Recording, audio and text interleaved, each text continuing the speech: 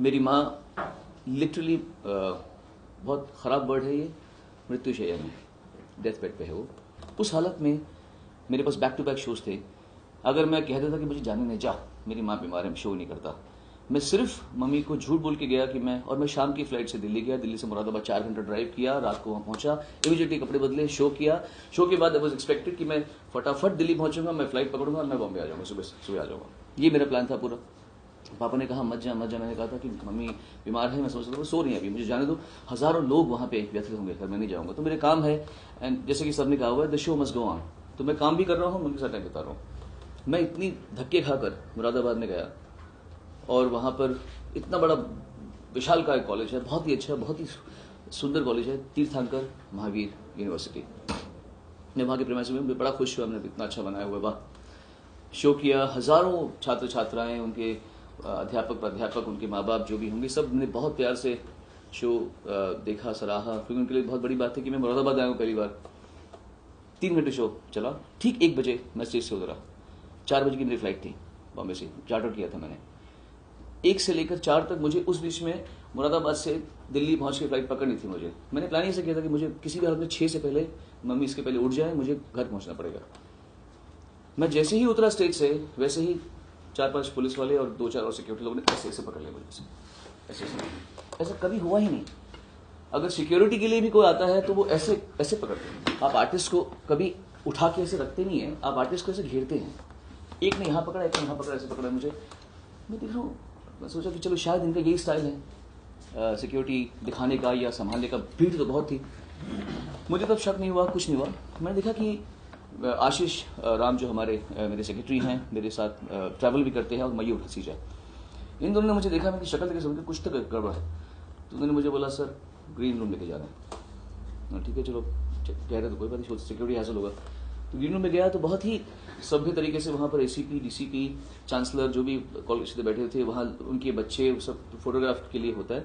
अमूमन शो के बाद में फोटोग्राफ नहीं खिंचवाता, क्योंकि मैं 3 घंटा स्टेज पे होता हूँ, बिना बाथरूम जाए, बिना कुछ खाए, भूखा प्यासा, पानी तक नहीं पूछा गया था मुझे जब मैं उतरा। तो फोटोग्राफ फोटो मैं से खड़ा हूँ, ठीक है, 1 photo, 2 photo, 3 photo, 25 photo, 50 photo, 55 photo, 1 से लेकर टाइम देखा मैंने 1:25 हो चुका था।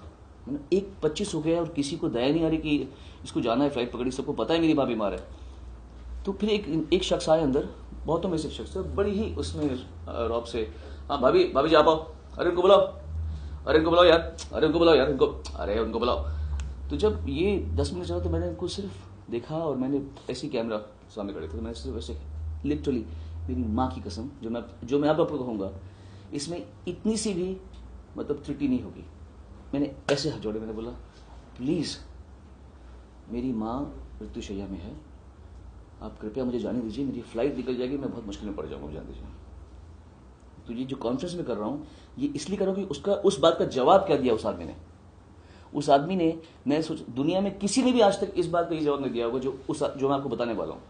वो आदमी ने मुझे देखा भी नहीं और बोला 50 लाख खर्च किए मैंने, 50 लाख, एक फैमिली मेंबर से फोटो खिंचाऊंगा, बट जाने दूंगा नहीं मैं। तो आशीष को बोला था ना आपको, तुमको बोला था ना जाने दूंगा नहीं मैं।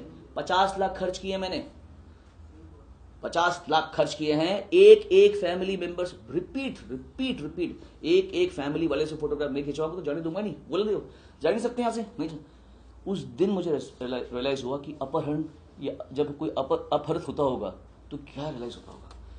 हमेशा ही फिरौती में पैसे नहीं मांगे जाते, यहाँ फोटो मांगी जा रही फिरौती पे। सोचिए, फ्रैंकली मुझे कहा गया कि इसके रेपरकशन हो सकते हैं, स्ट्रांग है, ये है वो है, कभी कुछ बदला निकाल सकते हैं, कुछ भी। बट मेरा मन जानता है कि मेरा इरादा तिरस्कार करने का नहीं है, मेरा इरादा करेक्ट करने का है, माइंडसेट करेक्ट करने का, उनका नहीं, बाकियों का भी, जो अगर कभी फ्यूचर में ऐसा होने वाला हो, या और लोग जब किसी को बुलाएं आर्टिस्ट को। I don't want anybody to treat anyone like this. तो पॉलिटिकल पावर के घमंड के बिना ऐसी बातें हो नहीं सकती।